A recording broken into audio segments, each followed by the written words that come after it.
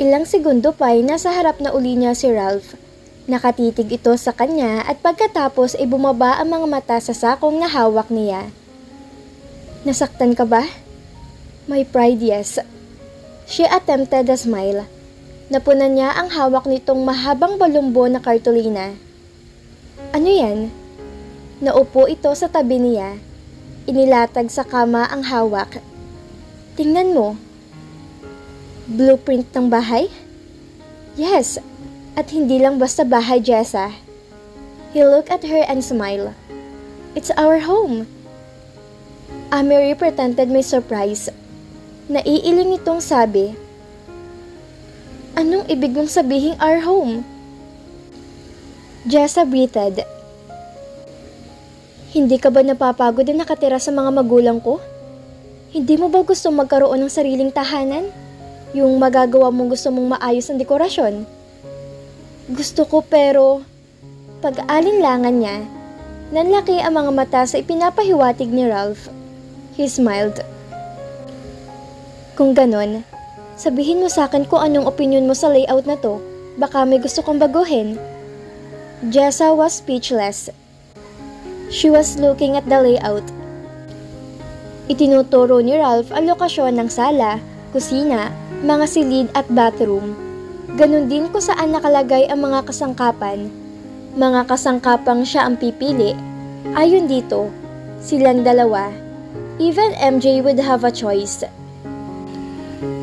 It's a 3-bedroom house, darling. Pero may nakalaang espasyo para sa extension kung lalaki ang pamilya natin. Nagustuhan mo ba? Maganda. Usal niya, nakatitig sa blueprint. Gusto niyang magpatianod sa pangarap. Libre naman ang mangarap, di ba? Nagsikip ang lalamunan niya sa pinipigil na pag-iyak. Jessa, why? Inangat ni Ralph ang mukha niya at tumingin sa nababagabag niyang mukha. Don't you think it's about time we have some privacy in our marriage? Tinitigan niya si Ralph. She looked into his ruggedly handsome face, knowing how very much she loved him. Ralph, she moaned helplessly. Agad niyang niyakap nito. His mouth passionately training kisses over her face na tila ba lahat ng bahagi ng mukha niya ay mahalaga rito. Her heart pounded wildly against her ribs at this touch. Kiss me, Ralph. Jessa, he groaned. His eyes glittered on her battered lips. I want more than kisses from you. From her mouth, Ralph's eyes moved to hers. Hinahanap doon ang kasagutan sa nais itong mangyari. Kung gugustuhin nitong angkinin siya sa mga sandaling yon, ay magagawa nito. Subalit binibigyan siya nito ng pagkakataong magpasya, and fear sliced through her heart. Huwag kang matakot, Jessa. His mouth moved over her hair. It isn't just a sexual desire I feel, although heaven knows I want you to desperately. She cried achingly. It was not his touch that she feared, but his anger at ang posibilidad na mawawala si MJ sa kanya. Don't talk and listen.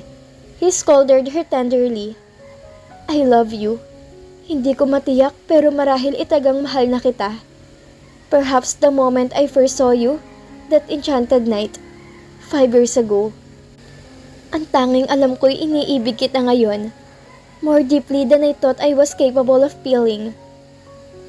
A moan of intense longing escaped her lips as she sagged weakly against him. Knowing her own love was as strong as his, she wished she could have this moment for an eternity. Kahit ang nasa barino ko, ang scan photo mong laging laman ng isip ko tuwing nagpapahinga na ako, Jessa. Totoong gusto ko makita ang anak ko, makapiling, pero lalong higit kitang pinananabikan. There was a bittersweet song in her heart. Could their love for each other was so strong it could stand the lies she kept within her for years? Sapat ba ang pag-ibig ni Ralph sa kanya upang maunawaan at mapatawad siya?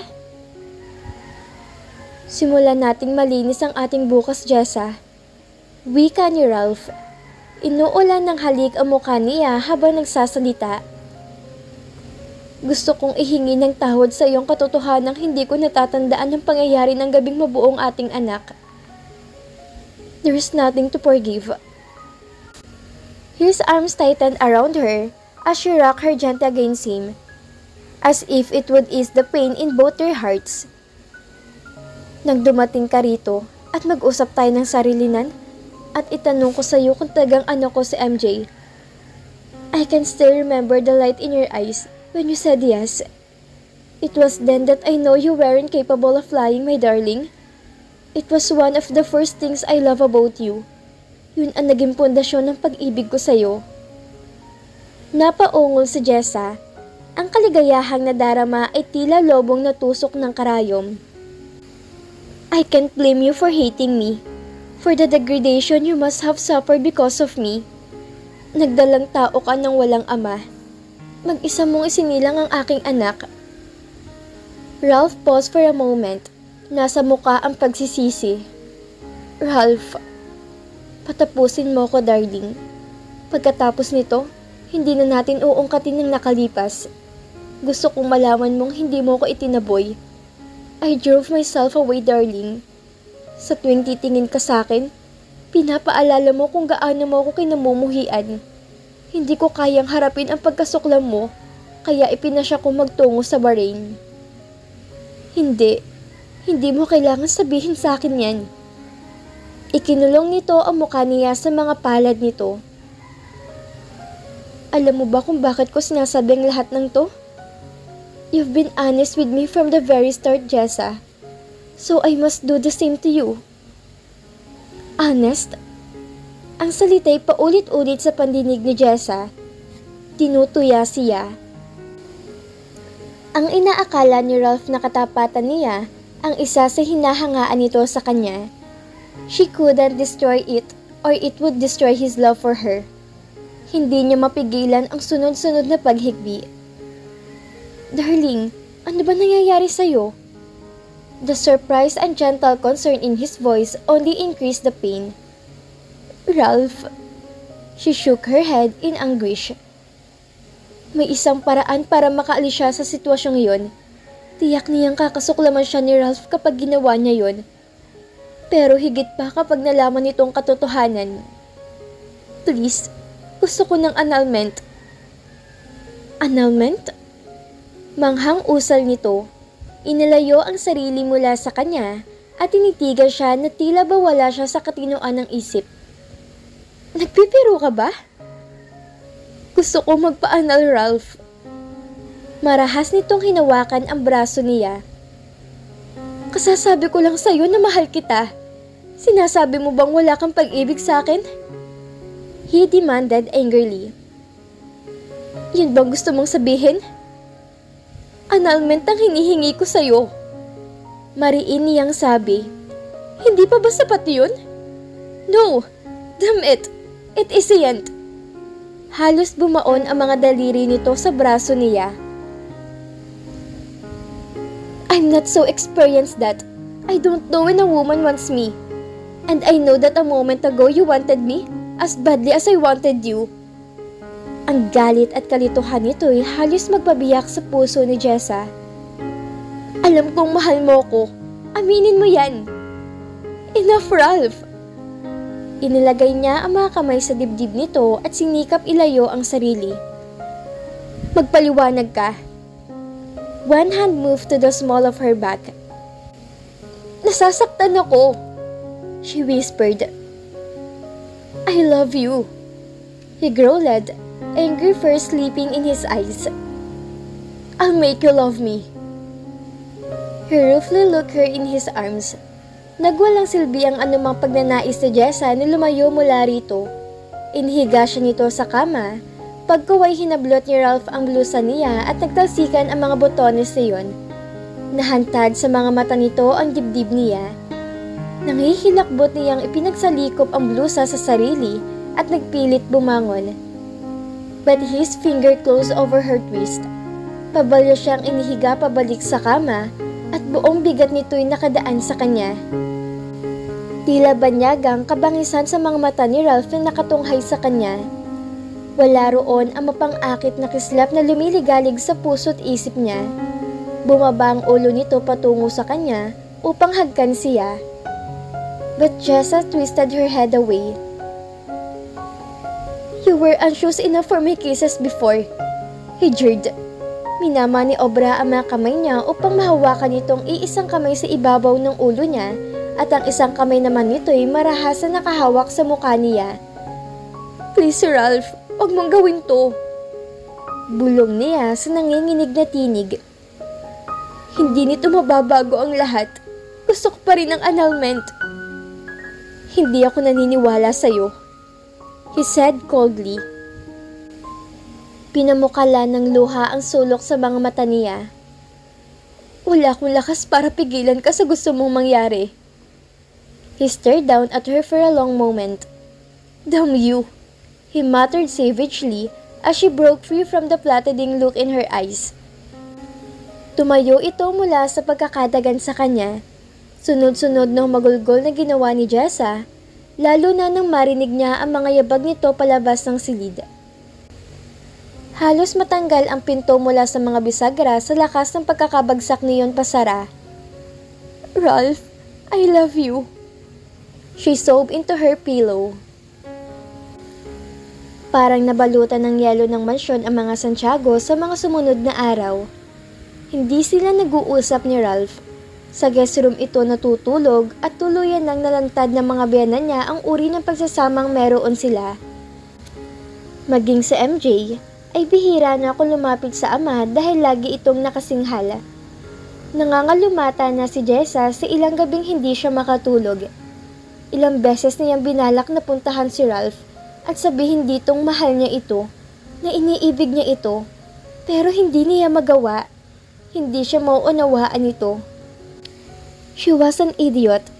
If she thought Ralph would be contented in a platonic relationship. Sa kanya isinisisi ni Cordelia ang mga ikinikilos ni Ralph. Maaga itong umalis sa umaga at hating gabi na kung umuwi. Si Felipe lang ang nagpapakita ng simpatsya sa kanya. Yet, he too seemed a bit grim and accusing. Higit sa lahat, sa MJ ang nahihirapan sa nangyayari. The hostile atmosphere in this house was something MJ hadn't experienced before. Nanyayain ng mga Torres na sa bahay ng mga ito magpalipas ng weekend sa MJ, ay agad siyang pumayag matapos kausapin ang mga magulang ni Mark. Patungo na si Jessa sa guest room upang lakas loob na kausapin si Ralph. Tinalo pa nila ang pipi at bulag dahil wala silang ginawa kundi ang mag-iwasan. Nasalubong niya ito sa hallway. Her steps fluttered, then stopped. Nakabihis ito at sa kanang kamay ay may briefcase. "Aalis ka ba?" Tumango ito. Bahagya lang siyang tinapunan ng tingin.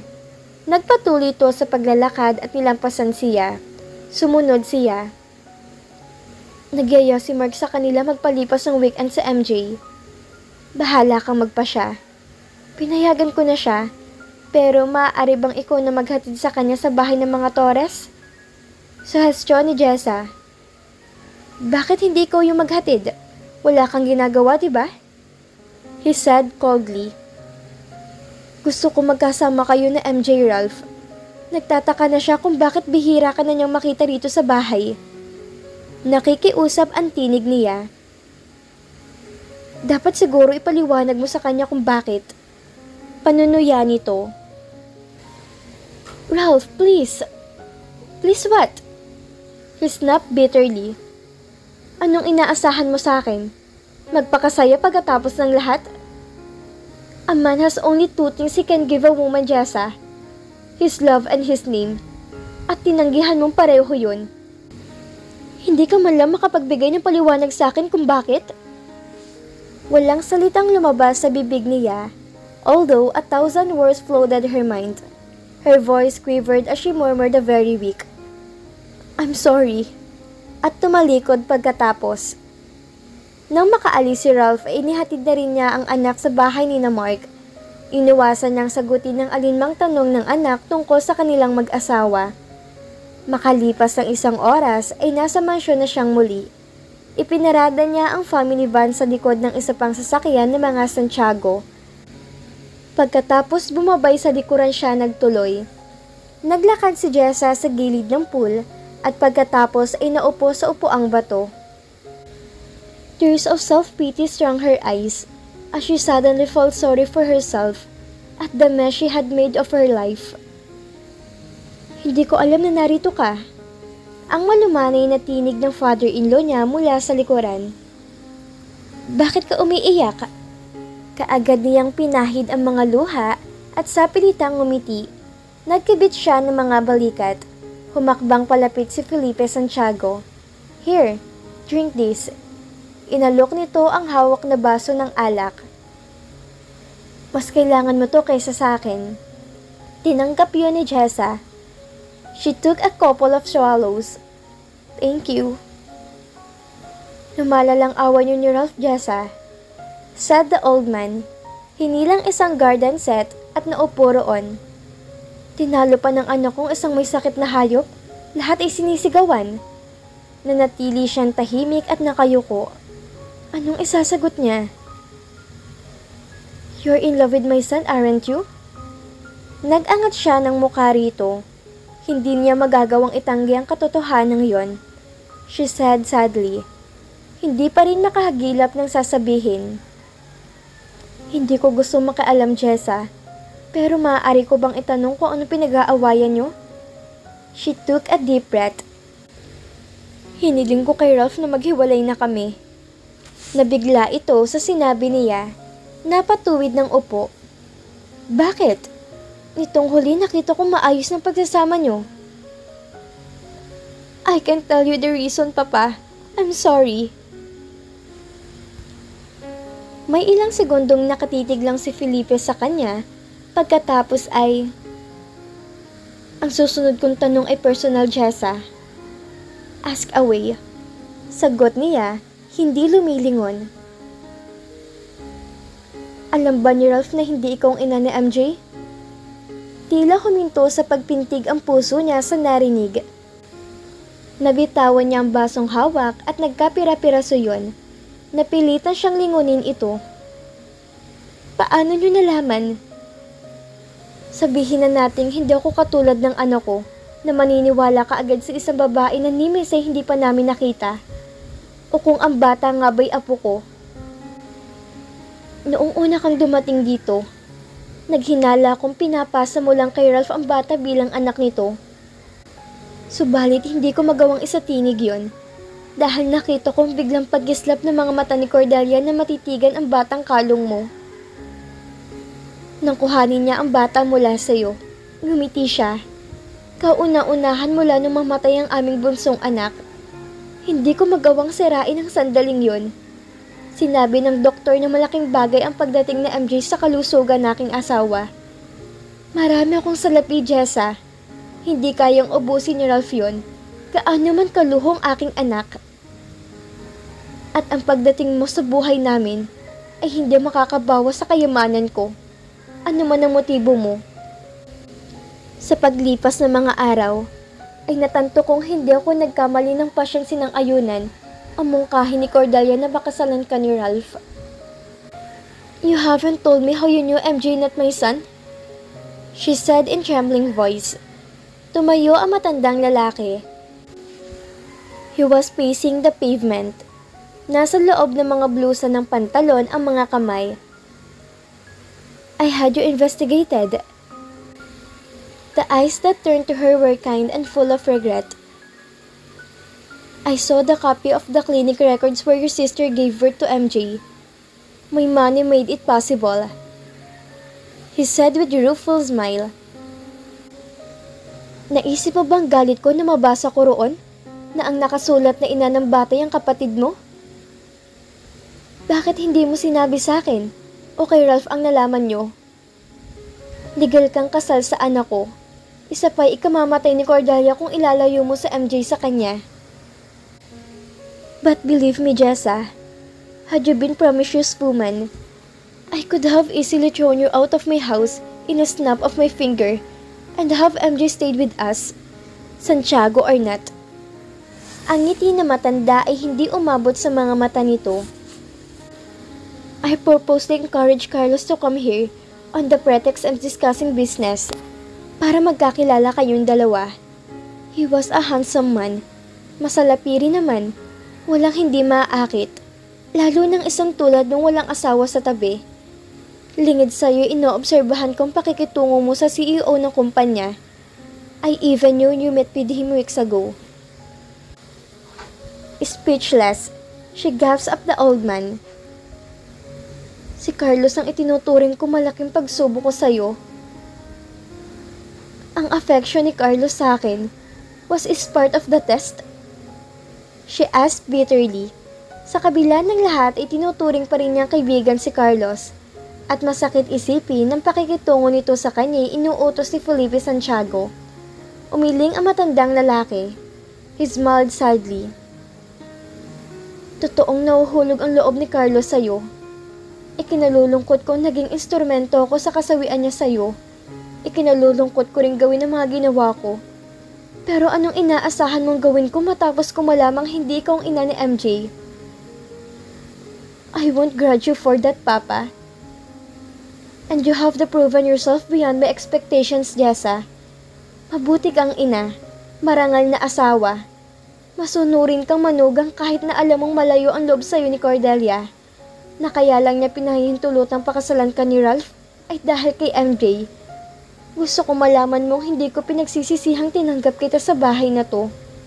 Inasam kong maging maligaya kayo ng aking anak. Kailan nyo natiyak na hindi alam ni Ralph ang tungkol sa totoong ina ni MJ? Noong panahong pinipilit ko siyang umuwi, tinanong ko siya tungkol sa kapatid mo. He was firm in saying she hadn't know her. Lasing siya. Honest niya.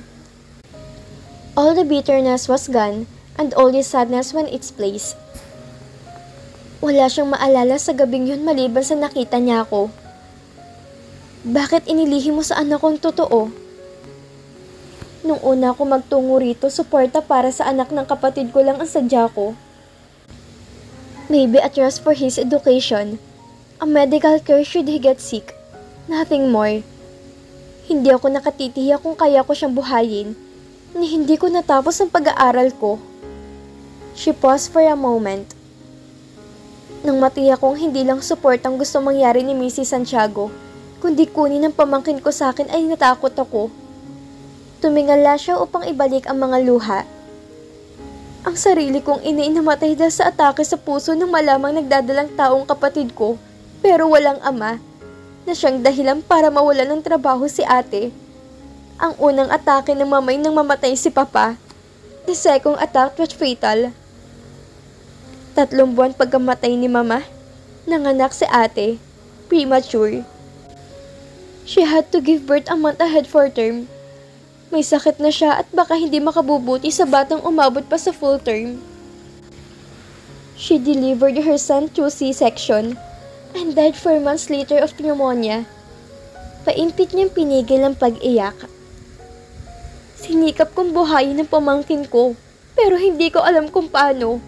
Wala akong trabaho at kung magkakatrabaho man, ay saan ko siya iiwanan? Hindi ko kayang iwan ang sanggol sa ibang tao. Nang minsang lagnatin sa MJ ay natakot ako. Paano kung magkasakit siya at hindi makuha ng paracetamol drops? Yun ang sandaling ipinasya kong dalhin siya sa inyo. I was confused. I was scared. Then there was the truth that your family may take him away from me. Sa MJ na lang ang natitira sa akin. Lumapit si Felipe at puno ng simpatyang hinaplos niya sa likod. I'm sorry, Jessa. Nasa report lahat yan ng private investigator na inupahan ko. Isa sa mga dahilan kung bakit hinayaan kita magpatuloy sa kasinungalingang anak mo sa MJ. Itinuring kong isang kawang-gawang pangkupkup ko sa'yo, kahit na nga ba sa pamamagitan ng pagpapakasal niyo ng aking anak. So I had sent you to school and let you finish your studies. Noong una, hindi ako naniniwalang isang Santiago ang bata. Subalit sa paglipas ng panahon, unti-unti naglahong pagdududang yon. At kung nagkataong hindi man, Natutunan na naming mahalin ng bata. Nothing can change that. May ilang sandaling hinayaan siya nitong umiyak ng umiyak. Pagkatapos ay itinayo siya. Sabihin mo kay Ralph ang totoo, Jessa. Yan lang ang alam kong solusyon sa suluran ninyo ngayon. Hindi ko kaya, Papa. Iha, malumanay na wika ni Felipe, lifting her chin with his finger. My son couldn't be more hurt or angry than she is right now because she rejected him. Naniniwala ka ba talagang mas kasusuklaman kanya kapag sinabi mong totoo? Yes, he would. Paniniyak niya. Naniniwala si Ralph na isa akong tapat at hindi sinungaling. Paano ko sasabihin sa kanyang kabalintunaan ang salitang yan? Sasabihin ko sa kanya na makipagkita sa atin sa study room bukas ng gabi. I'll act as a referee for the first few minutes. Suhestyon na matandang Santiago. Yan ba mabuti, Papa? Puno ng takot at alinlangan ang tinig niya. Gaano man kabalinto na ang lahat, wala pa ring mabuti kundi ang pagiging tapat, Jessa.